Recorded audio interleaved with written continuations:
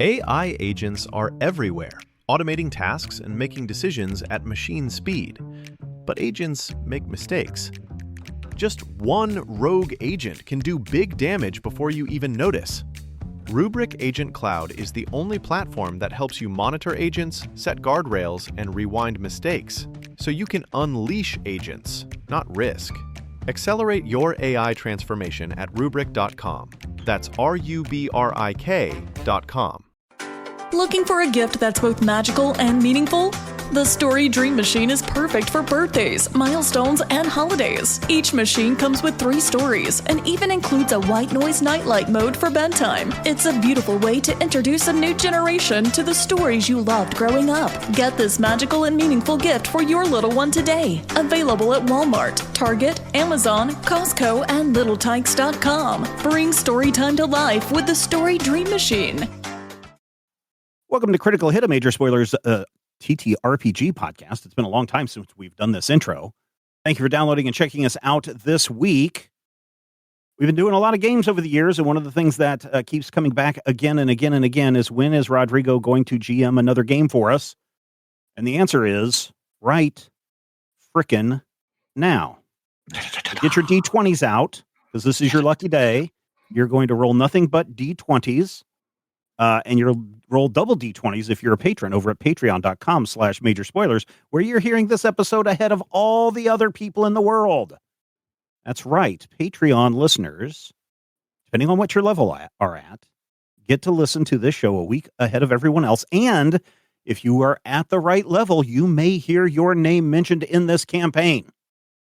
So what are you waiting for? Patreon.com/Major Spoilers. In fact, please don't wait. This is actually a crunch time for us. So please get in there, sign up, patreon.com/Major Spoilers. Do it today. We also have another person joining us for this adventure, and he's been around before. You remember his voice if you've been listening to Critical Hit from the very beginning. He's in the background telling us what we're doing wrong all the time. Rules Man Alex is back. Hello, Alex. Yeah. Good to be back. Yeah. But now you're, instead of telling us what we're doing wrong, you get to be at the table, and Rob gets to tell you what Rob gets to tell you what you're doing wrong. Make no promises. Rob is also at the table. We didn't swap them out. Nope, we did not do that. Everybody's back plus Alex, and I think Rodrigo. How about we do this? This is not Dungeons and Dragons. I know people have been asking. This is something completely different, because instead of fantasy with dragons and dungeons, we're heading out to space with mechs and space as we play Lancer.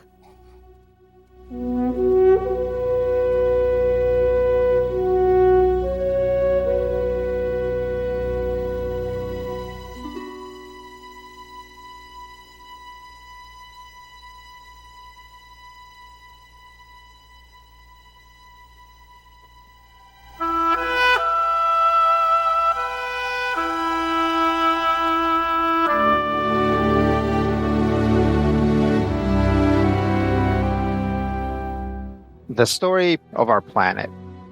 In the ancient days, we were all one people. We arrived from humanity's ancient cradle and set out to live in our new home. Time passed, the wilds were tamed, and our ancestors rested, unified and happy. This, the liars will tell you, was the first empire. Eventually, though, our forebears grew distant, isolated from each other in space and in thought, and so the people, our people, began to fear each other. Soon a force rose, one calling for unification, but in reality vying for control. Using the lie of the first empire, this force sought to conquer all others. Physically, this force was defeated, but the idea of empire remained, seething in the hearts of many. And so another took up the banner and embarked in a campaign of conquest. This empire grew, shrank, conquered, and was conquered. It spilled its own blood as readily as that of others. Oh, there were revolutions, but those that were successful simply saw the revolutionaries become the new regime. Thus, the deathless empire has continued through the centuries, born and reborn, fed by the sweat of its people and the blood of those it sees as foreigners. Now the Deathless Empire squats above all, the Magellanic Authority, gorging on the pain of its people to nurse its elite. But not all is lost. New champions arrive from the stars. Will you join them? Will your revolution succeed? Or will the Deathless Empire consume you too?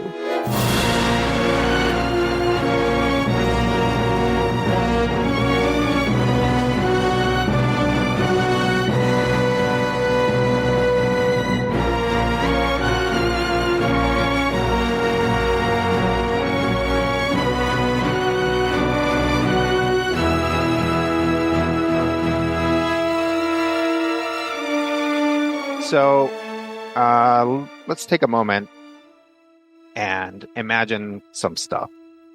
Imagine an arid sort of highland, lots of little rocks and stuff, but it's cast in a sort of soft green light. Here we see a person. They are dressed in futuristic armor, right? Sort of like carbon fiber, graphite looking chest piece and a helmet that conceals their identity completely. They are wielding a weapon that is pretty clearly some sort of beam emitting weapon, some sort of like laser rifle, if you will. And you can tell because it's not just sort of rifle shaped, but it's also very thin and open in the way in which it's constructed. Clearly a weapon that doesn't kick, right? Several feet from this person is walking around, looking from side to side, walking around some more, clearly guarding something. A few feet farther away is another person. This person is wearing a straw hat with a little chin strap, like a wide brim straw hat with sort of like the straw on the edges and certain places kind of sticking out. They're wearing a colorful poncho, and they are also moving back and forth, sort of patrolling, and they're also carrying a weapon. But this weapon you and I would recognize as an assault rifle. Although probably the materials are futuristic and more powerful than a current assault rifle, this is very much just like an automatic, or semi-auto assault rifle. As these two get to the closest point of their rounds, they look at each other, nod, and continue walking in separate directions. Above them, you can see the moon, a moon. It is blue-green, and that is what is casting everything in this blue-green light. Somewhere else, there's another moon, but right now it's too dark to see. The light of the moon is also falling upon this large stone building, a ziggurat of sorts. It looks dilapidated, but there is something going on inside. And you can tell there's something going on inside because aside from the guards, there is somebody sort of babysitting this big cube outside of it, which if you spend some time looking at it, you'll realize it's like basically a futuristic generator. And it has like just straight up some cables coming out of it and going into the ziggurat. If we follow the cables, we will see that they are for basically affixing lights to. And if we follow them all the way in, we get to a room that has a single light coming down from above it that has been recently and maybe a little bit hastily installed. It does not illuminate the whole room, but it does illuminate everyone at the table. And we'll get to everyone at the table here in a second. The first person we see is a woman. She has dark skin, is wearing a gray uniform, has some small sort of insignia pinned to her clothes, and has these sort of shimmery, especially in this light, shimmery green scales that sort of line the sides of her face, basically from the edge of her eyebrows down to her cheekbones on both sides. She has pretty dark skin, so again, in this light and with the contrast, they really stand out. But everybody here seems somewhat used to them. She smiles and addresses everyone in the room. There are people at the table, and there's also people that are not sitting at the table, basically on the edges of the room. These seem to be the entourages of the people at the table. She smiles, addresses the people at the table, and says, "Hello. For those of you who don't know me, my name is Ingrid Lind-Jahn. I represent Union's Department of Justice and Human Rights, but most people call us New Division. As you know, Union and the Magellanic Authority have been in talks for decades now, but I'm afraid diplomacy has broken down. In fact, as we speak, Magellanic agents are attempting to assassinate our top diplomat and his family." Just like, hubba. Now, she says, "It's all right. We've known about this attempt for weeks. I assure you it will not be successful. Unfortunately, though, it means that Union's work to emancipate, enfranchise, and elevate the people of Infantson through diplomacy is at a standstill. We're not giving up, though. Union has determined that the rights of the people who live under the oppression of the Magellanics are worth fighting for. Several Union Naval Department battalions are currently heading for Infantson, traveling at near light speed. Unfortunately, even at that speed, it will take them quite some time to get here. In the meantime, though, our work is not done. Union has empowered us to create a liberator team, a fast, agile force that can hit important targets before anybody notices. We have reached out to the enemies and rivals of the Magellanic Authority. Many are willing to participate in some way, though most could not spare a top mech pilot. Those of you that are here are the ones who did. And the first mission of this new, highly classified project will take place today. We have been in contact with each of you separately, but I thought this would be a good opportunity for all to look across the table and appreciate the effort and sacrifice of your fellow revolutionaries." She motions to her immediate left. This is a round table, but the person that is like, what would that be? Clockwise from her. This is a woman. She's in her 40s. She has light brown skin, purple hair tied back, natural purple hair, with a white streak. She's a Sotrok. That means something to some of you. She's wearing a dark hooded sweatshirt, slacks, and comfortable shoes. She nods and says, "You may call me Mother Rose. I speak for the Jaguar House's insurgent movement. Our group smuggled and constructed the mechs your Lancers will pilot tonight. It was risky and quite expensive, but we believe this is a worthy endeavor. We are also putting forward our own top pilot, codename Chameleon." And she motions for Chameleon to step into the light. So, Stephen, would you like to describe Chameleon? Sure. Chameleon steps into the light. He is about 6 foot tall.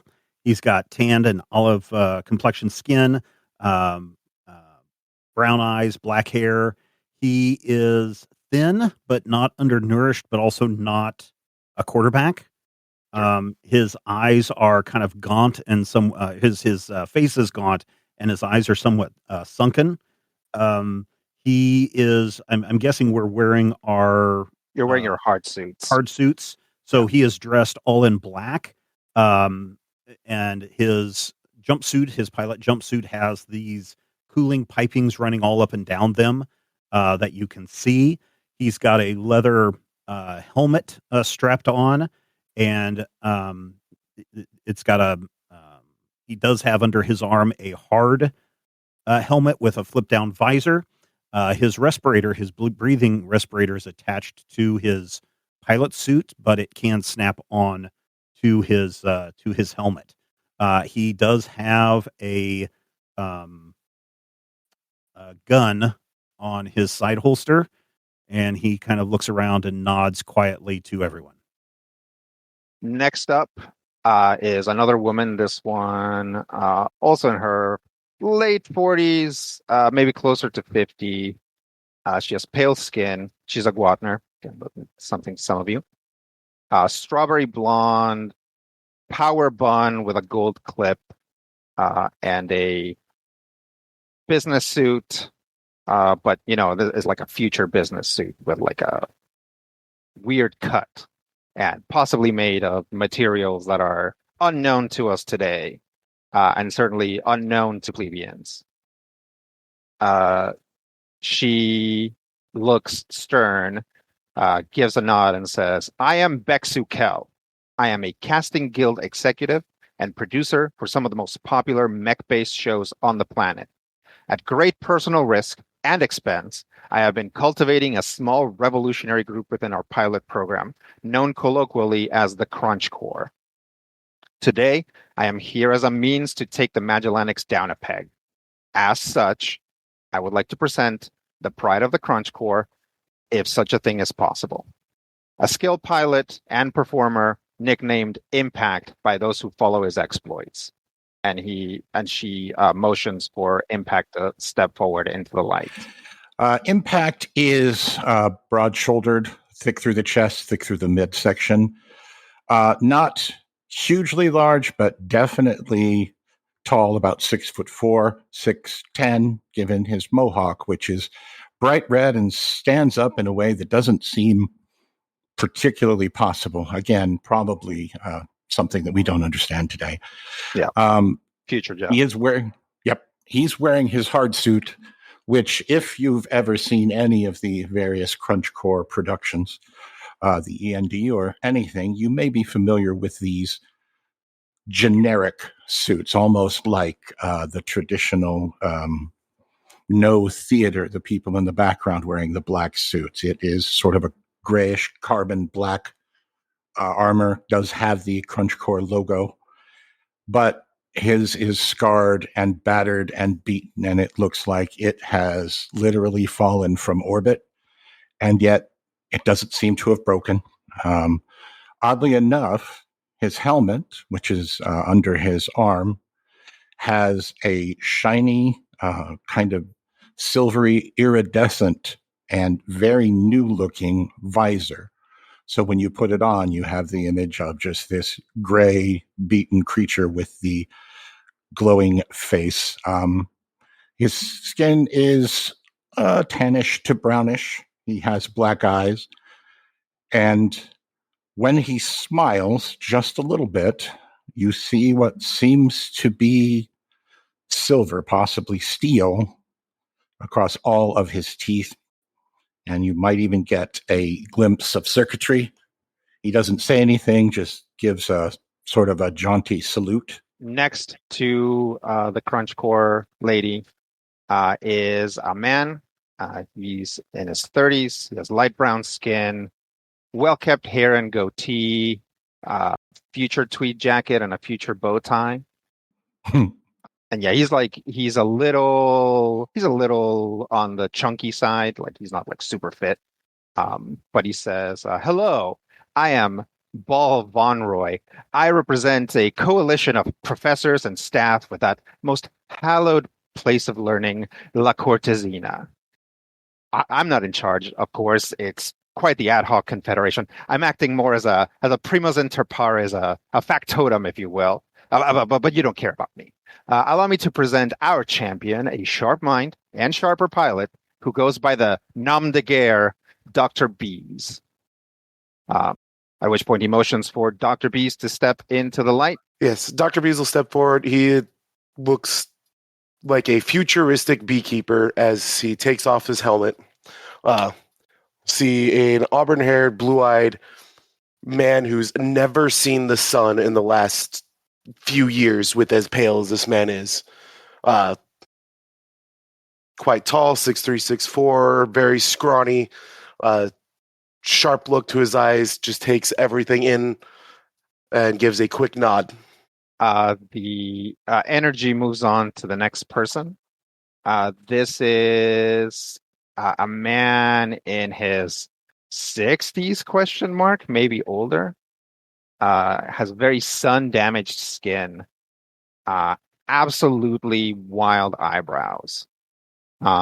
He is wearing cargo shorts, a bucket hat, and a bowling shirt with a bolo tie.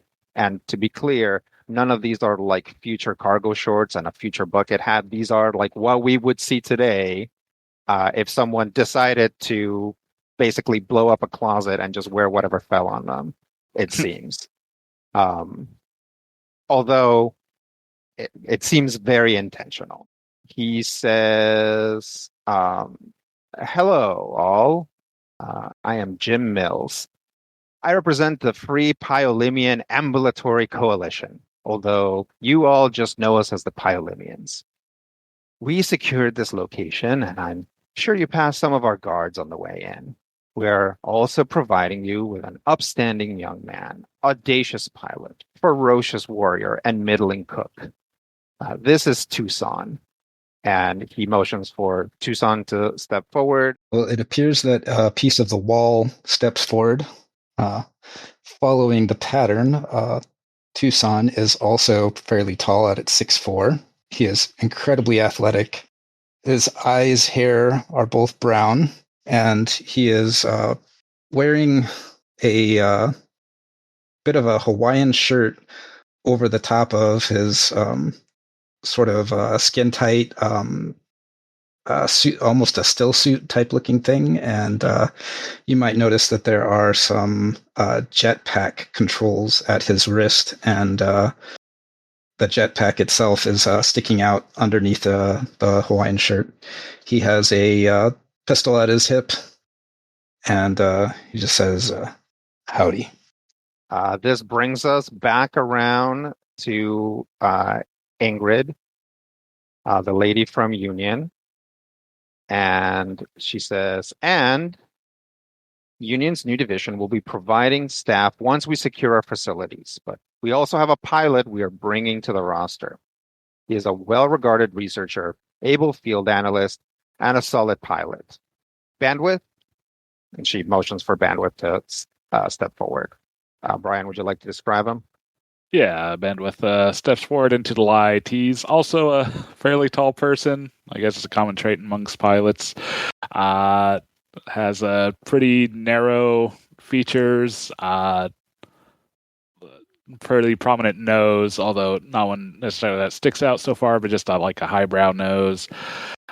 Has pretty short black hair, just barely long enough to tell there's just a brief hint of a curl to it. Very green eyes. His hard suit is fairly heavier hard suit with seems to have lots of equipment on it. Plenty of ports to input, radio and stuff. The helmet he's holding, it seems to be a bubble helmet, seeming to provide full visibility and readout. Has a physical keypad on his left forearm. Another man walks in.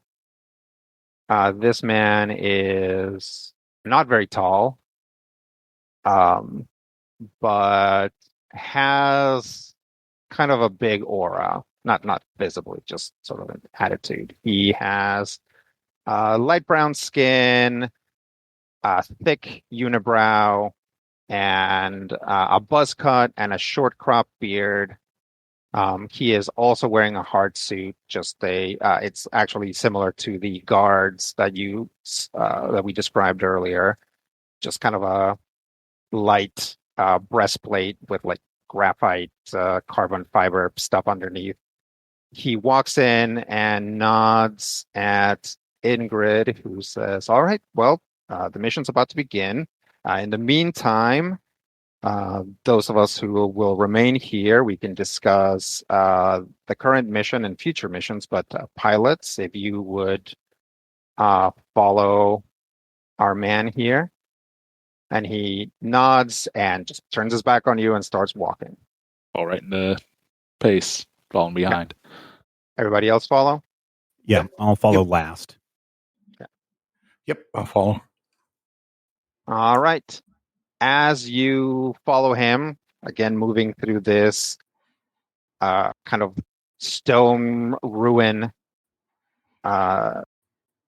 he very slightly turns his head towards you and says, "My name is Kratvog. My call sign back when I used to be a pilot was Red Iron, but you don't have to worry about that. I'm a combat logistician. We have prepared your mechs as close to your specifications as we can. And as you're talking, you exit the building to see a really enormous, I guess when you talk about spaceships, it's not necessarily enormous, but it's enormous in scale to you. It is a big sort of jump ship, like the sort of thing that is meant to go from atmosphere into space. It has like 4 big thrusters and some wings that are folded up on top. And if you think of like just sort of like the big U.S. cargo airplanes, that's kind of what it is. It's open and you can see on the inside, although it's not very well lit on the inside. But as you approach it, you see that inside are several, and you recognize them as mechs. But as the majority of them are humanoid, they are sort of like sitting on the ground with their heads kind of like bent down, although they're sitting up straight. And they look, again, with like very little light, they sort of look like sleeping giants or just enormous creatures. As you approach, your heads-up displays activate. However, you have that if you have like a wrist-mounted device or you have something installed in your brain or however you do it. They light up and they show you a pathway to one of the mechs. As you approach your mech, the chest opens, and you are able to then climb into the cockpit, which is inside the chest. Before climbing in, Dr. Bees is immediately going to start messing around with the mech, essentially turning one of the arms into a modified stinger. No, Dr. Bees, that's not necessary. We got your specifications. He's definitely double checking it. Okay.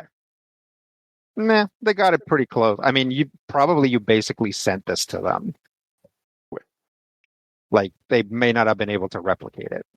He's definitely making a show of adjusting it accordingly. Sure. He also says, and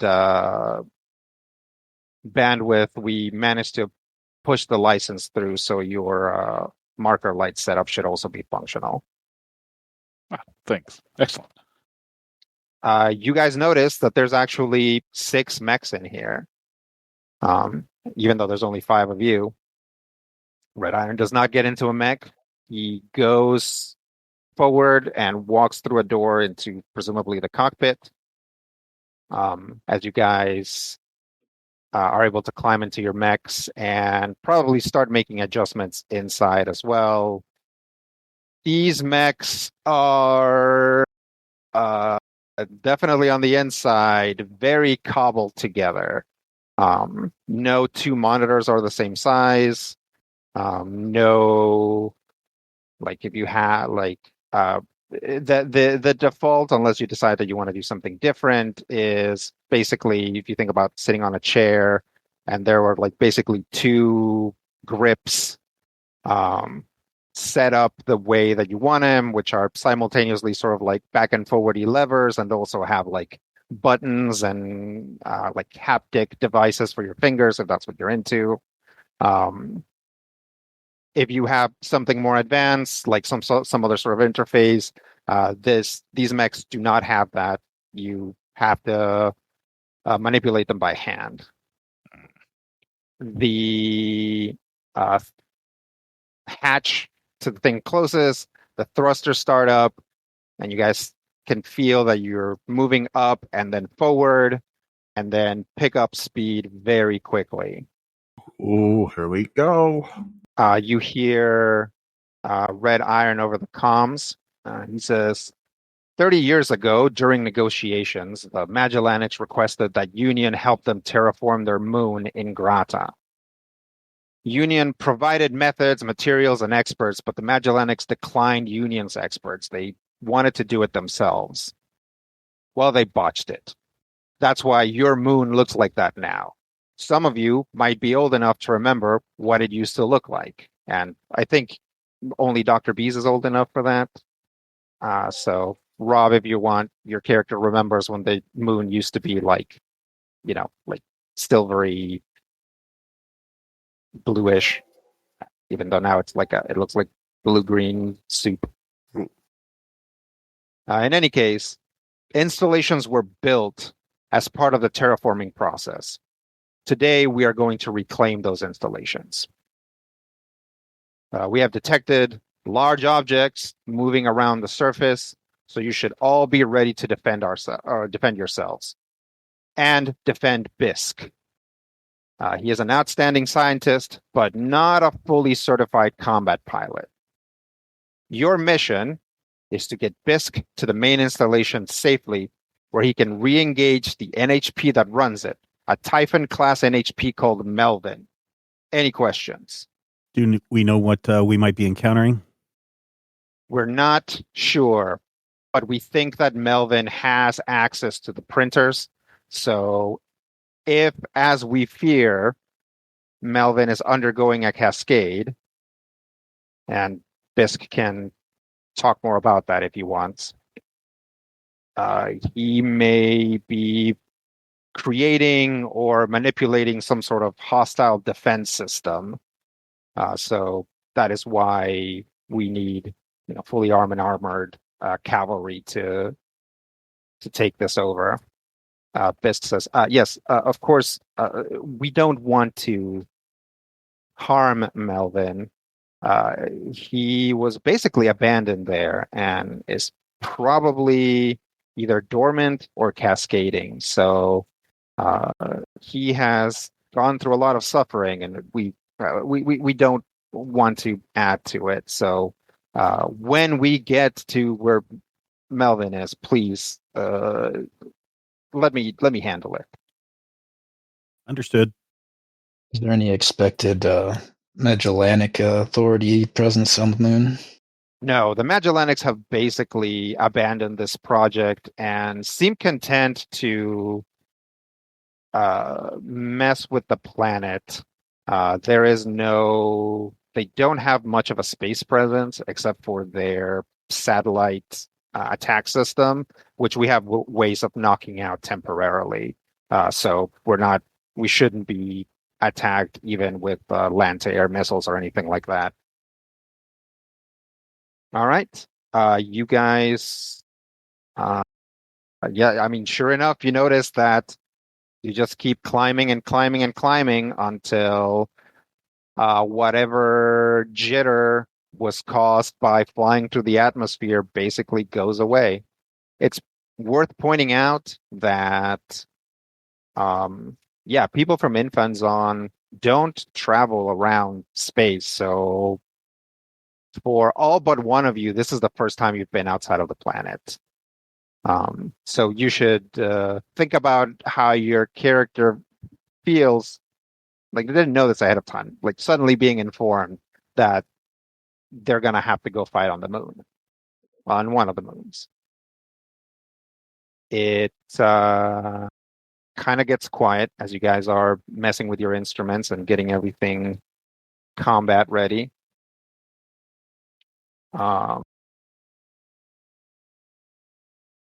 Finally, Bisk is like, hey, Tucson? Yeah.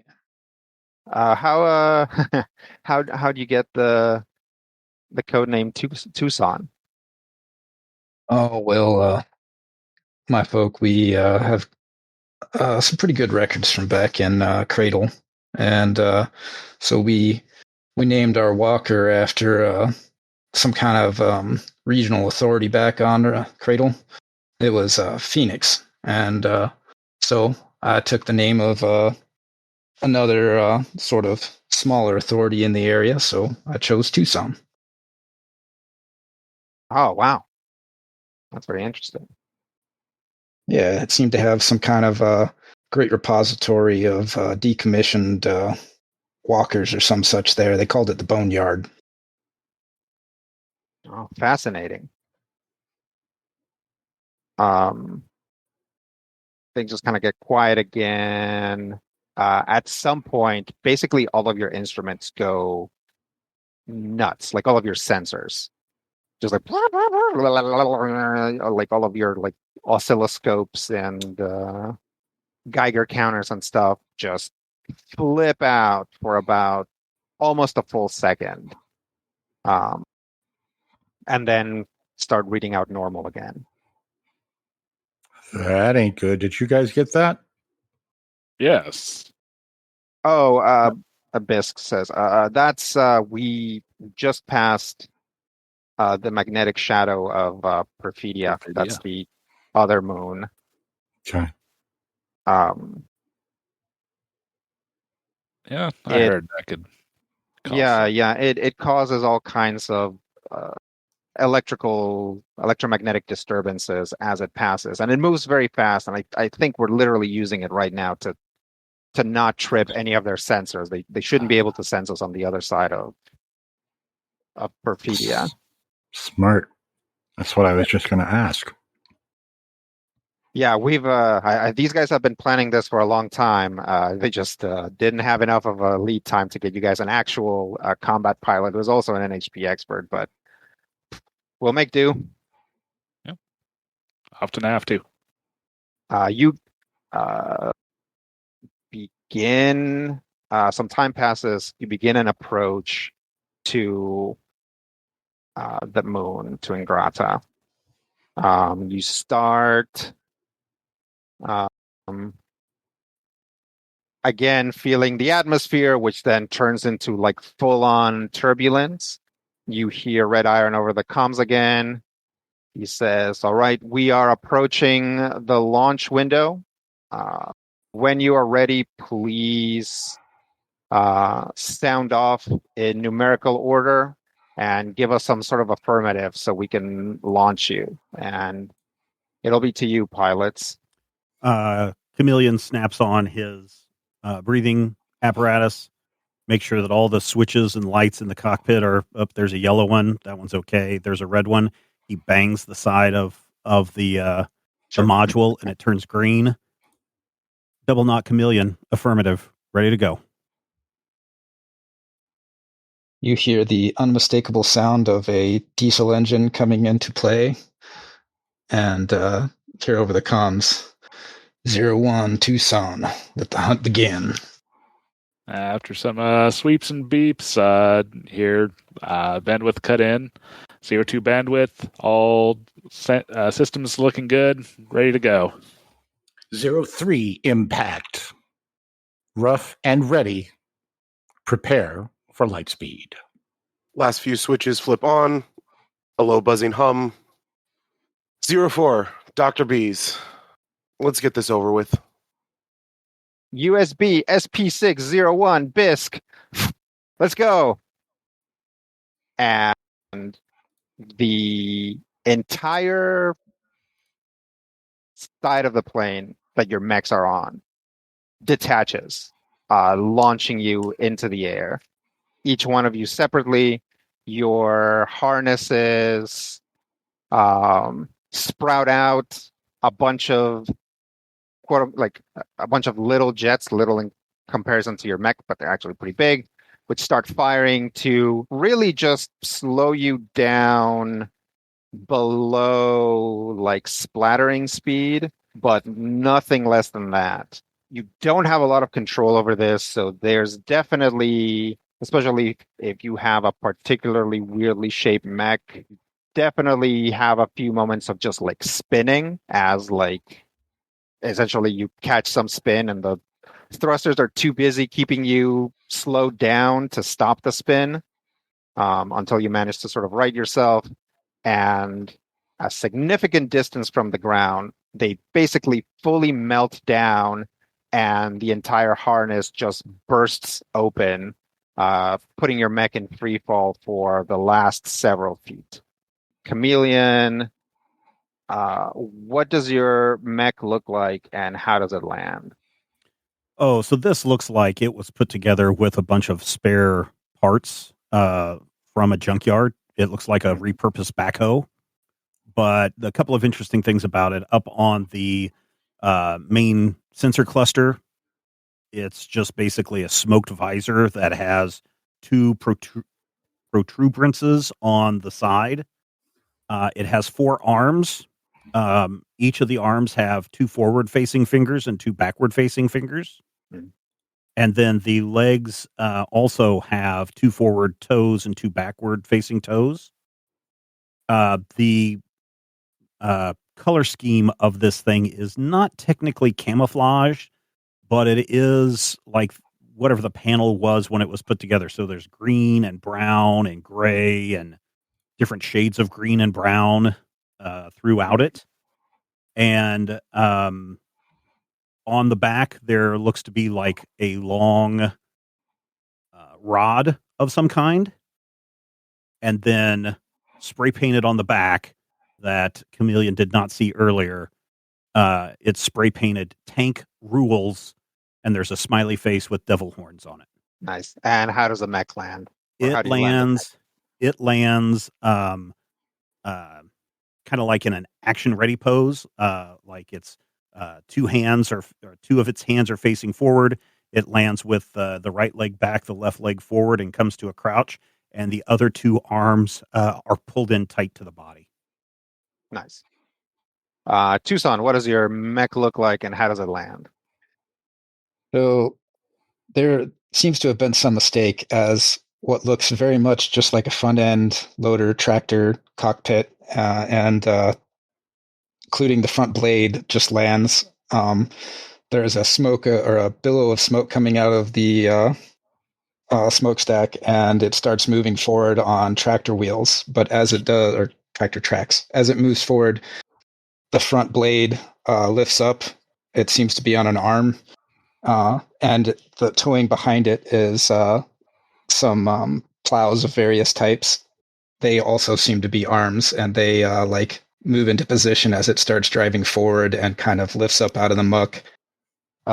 It lands pretty much solidly on the tracks, maybe buries itself on the ground a little bit, and then starts moving forward. Bandwidth, what does your mech look like and how does it land? All right. Bandwidth's mech, first of all, has 4 legs on the bottom that seem to be a bit newer and shinier than the main torso of the mech. So when it lands, the legs try to catch, stop the fall, which seems to be mostly successful, but one of the legs, which has like kind of these horse-like bottoms that kind of has to slide out and reposition itself and right into a more upright position. The main torso of the mech seems to be more plain with like a matte gray primer without really any finish. The main cockpit has like a mostly clear like blast door that would generally open upwards, where you can see bandwidth inside. It has mostly humanoid arms, one of which has like a big, looks like a plow blade attached to it, kind of folded up on the side. The head of the mech is also seems to be newer, like the legs, with a shiny white finish, with more disc-like and round than humanoid in appearance, with all sorts of antennas and lenses along it.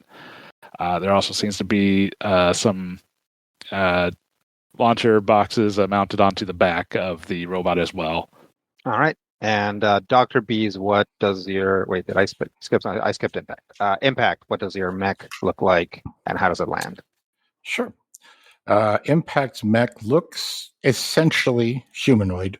2 arms, 2 legs. It is mismatched and misshapen to some degree because it has clearly been chosen for durability, which means that certain panels look like they absolutely come from a mech, and certain panels absolutely do not. And at least one of them seems to be some sort of like escape pod that someone has either stolen the shielding from or literally put in place of one of the lower legs. It does have a large weapon, ? Definitely a lot of this looks like it was farm equipment. The weapon especially looks like farm equipment, bearing the ancient logo of the god John Deere. And upon nearing the atmosphere, you'll hear ramming speed, brace for impact. And rather than stop, he actually comes in a little too hot, hits on its feet, and you see the mech actually sort of tumble and throw itself into a roll across its shoulder, just like a person might if they were trying to not ruin their knees upon landing. So it rolls a couple of times and hits in a big cloud of dust and sort of stands up. And if it had a neck to crack, the head movement would look like a head crack. And then Impact just sort of waits for everyone else. Okay. Dr. Bees. Dr. Bees' mech is looking like the generic chassis with a bunch of stuff haphazardly tacked on, apparently. Mm-hmm. There looks like it to be a full-on box beehive sitting on the back. The aforementioned stinger on the right arm. What looks like a just giant bar of a cudgel within range of the left arm. A thermal rifle attached to one side, and then a chunks of various detritus with bits and bobs sticking out that he seems to have, or that it seemed to be held together with more grunge than anything else. You guys also hear over the comms, and you see Bisk come down and land on his feet, but then immediately like tip over because of the like added momentum. Bisk's mech is similarly made of different chunks, but his is pretty light. It definitely doesn't have any sort of like heavy weapon attached to it. Instead, it has a bunch of sensors, but it is completely humanoid. It like very clearly comes from like probably rescue equipment because it has a lot of like bright yellows and reds in between the majority sort of like flat beige paneling. When you guys land, you start looking around, sensor data starts coming in, and you realize a few things. One, it's incredibly humid. It's as humid as it can be, basically. The oxygen content is very high. And it is very hot. It is like 100 degrees Celsius outside. Your mechs are completely shielded from the outside, and you're also in your hard suit, so you don't experience that. Also, once you've landed, you realize that you didn't land on the ground, especially those of you that landed hard enough to like dig yourselves in. The ground is completely covered, like 100%, no visual ground that you can see. It's completely covered in vines and or roots. Some of them which are, what you'd expect a normal size vine to be. Some of them which are absolutely enormous, just like huge, like what you would imagine the trunk of a tree would be, except that it's clearly this large, flexible vine. As you guys start moving, you realize that these vines, or a lot of these vines, respond to you stepping on them. They, when you step on a really big one, it kind of twitches. If you step on a really small one, it kind of whips around. But there's like a particular length where when you step on them, it will like wrap around your, like whatever your locomotion system is, right? Your legs or your whatever, or your treads. It's not so strong that you can't move. You can either carefully remove it, and then it'll just fall flat again, or you can yank and it'll snap. But this is basically what difficult terrain looks like here. If you step into vines that just happen to be the right size, they basically start whipping around and like trying to grab you, like not, it's sort of like blah, blah, blah, carnivorous plant. And like this is like some sort of built-in, like probably physical structural response. You do get some readings of non-plant life. They seem to be mostly bugs. There are a lot of insects here. And they just appear to be normal-sized insects. Probably a few bees, just not honeybees, more like, your like sweat bees and would-be kind of critters, pollinators, essentially. As you continue to walk forward, you spot some other stuff. There are trees that are coming out of the vines. There's all kinds of different ones, but the main ones you see these like clusters of trees that have some big orange fruit hanging from them. These are Infanzon's famous pumpkin trees. They are nice. They're like well known. There's poems about them because they, provide shade and food and stuff like that.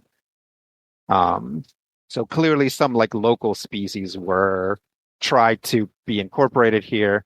Lastly, the final piece of things which like does not match at all is as you guys continue walking forward, every once in a while you spot like literally a freestanding wall, like just a piece of a wall that's like sticking out of the ground.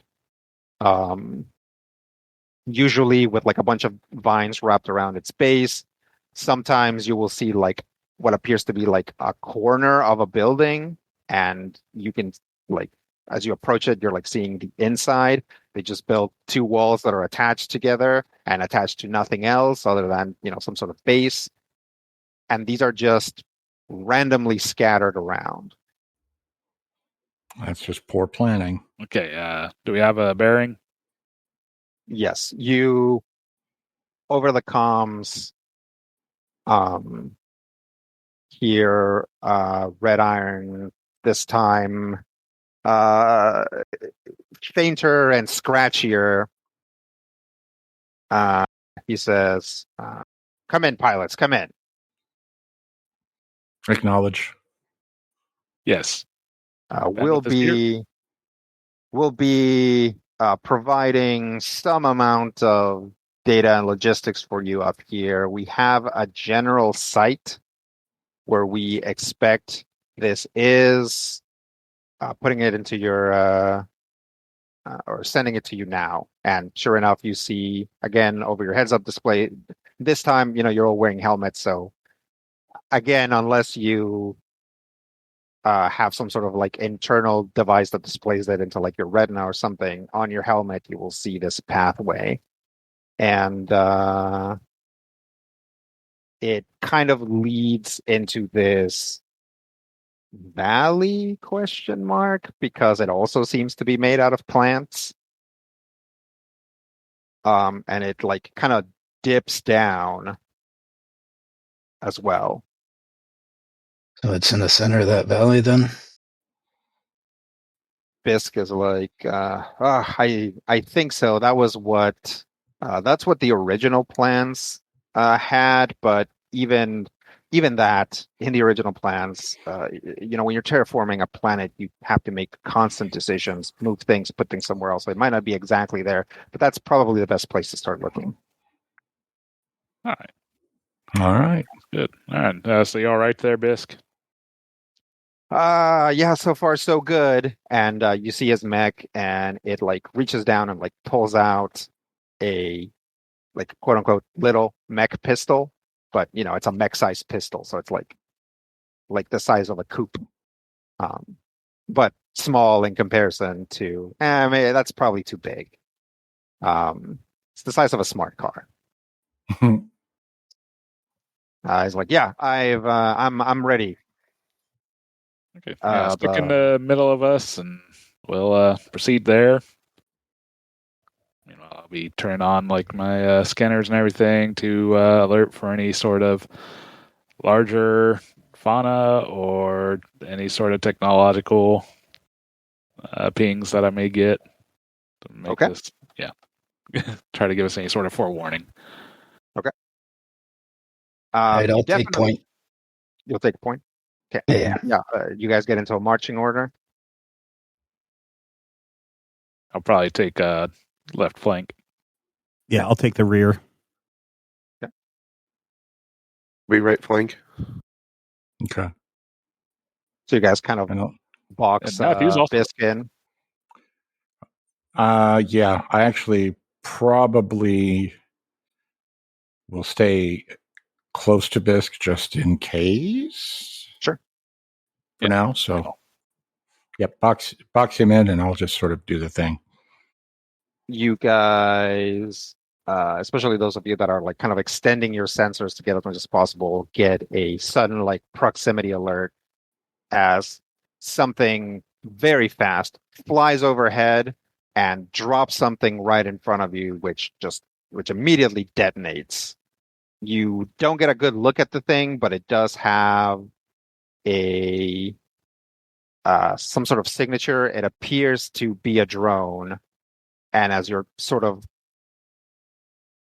figuring out and reacting to it, you start getting a lot more proximity signatures. Incoming. Yes. Take cover. All right, we are going to stop. We are going to stop right there this week, ladies and gentlemen.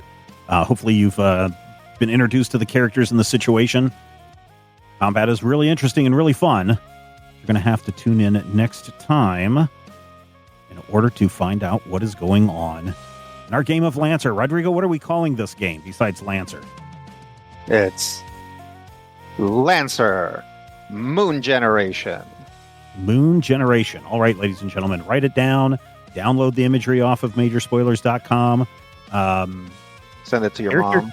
Character sheets are a little bit different in this. We are going to figure out a way to share character sheets with you over on patreon.com. If you want to find out how all of our mechs work and who our pilots are, but more on that in the very near future. Questions, comments, etc., drop us an email, podcast@majorspoilers.com. Until next time, here's hoping all of your dice rolls are critical hits.